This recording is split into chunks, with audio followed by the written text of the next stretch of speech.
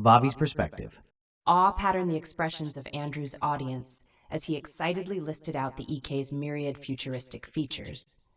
Though at first his fantastical promises of unimaginable stopping power, rapid-fire capabilities, and practically negligible reloading time were met with some amount of skepticism from the manufacturing facility's engineering team, ultimately a live demonstration from the prototype was enough to win over its doubters.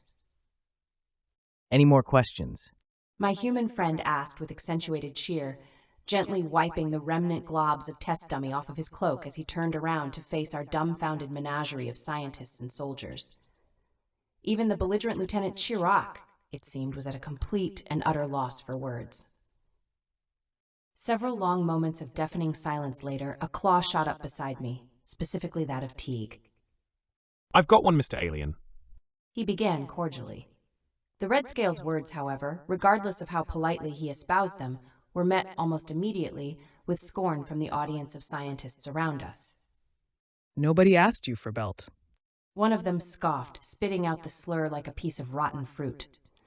Hearing the translation of this phrase through his earpiece, Andrew's eyes visibly went wide with surprise before shortly thereafter narrowing in frustration. I don't suppose you had any questions, did you? He hissed to the heckler, quickly reminding everyone in attendance who was in fact the speaker here. Teague, am I getting your name right?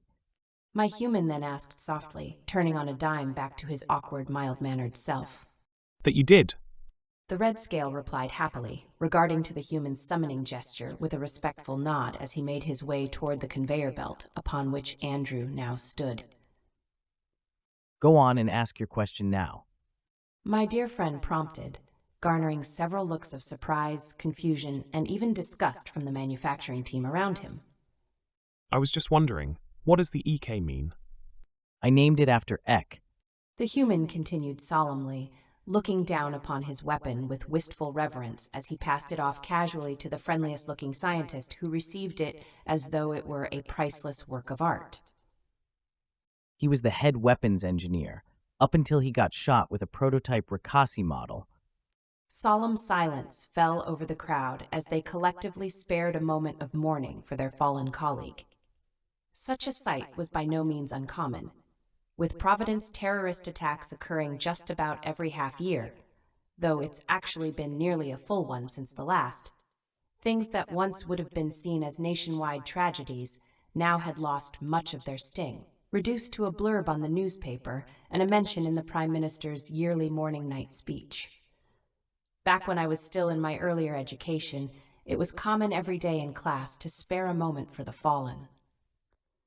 This war has taken too many lives. Chott announced grimly to the audience, evoking forth from amongst them a sea of defeated affirmations, prompting him to proceed. But with the help of our new secret weapon, hatchlings of the future will enter into a world free from the carnage of the Temenian regime. As the ambassador continued his rallying speech, I found myself very firmly being reminded why he was the head diplomat. Plucked feathers between us aside, Chott was a very talented Kafal in the art of oratory. Concluding his performance to a great degree of applause from the workers, Chott stepped down off the makeshift stage and began approaching the crowd's back end where I stood. It was only when the figure behind me started talking that I even noticed he was there. I see you've not lost your penchant for war speeches. The elderly Kafal clicked in amusement, greeting Chott with a deep bow indicating personal connection. And I see you're still in the habit of letting other people do it for you. Replied Chott, producing seemingly out of thin air a bundle of bonus blueprints. I hope your people are ready for a long few estrias. We need 1,000 of those guns, and at least a handful each of these by the end of the octal. Demanding as usual. The foreman sighed, quickly sifting through the various designs before concluding with an agreeable nod. I'll see what we can do. You two know each other? I asked, regarding the pairs with curiosity and admittedly no small degree of suspicion. I had already been blindsided by the ambassador's pretty words once, and I had no intention of providing that mistake a sequel. Fortunately, the ambassador we'd been traveling with was more than amenable to explanation. This old coot here was my senior officer back when I served. He smiled, gesturing cheerfully toward the gray-feathered facility overseer, who promptly offered me a shallow bow. A pleasure, Miss Vavi. The coot chuckled, momentarily shifting his gaze back toward the conveyor belt, where Andrew could now be seen going over his gun's blueprint with the other staff members.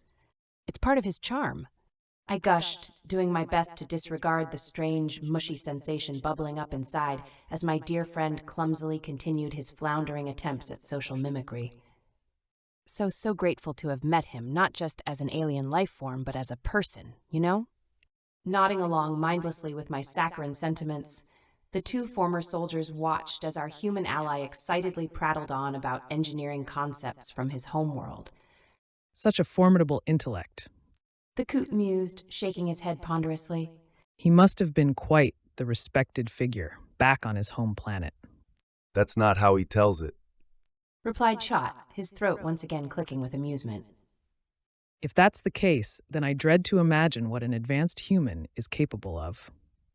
Anyway, Chot interrupted, beckoning over Andrew and Teague as he turned toward the exit and gestured for me to follow. Thank you for watching.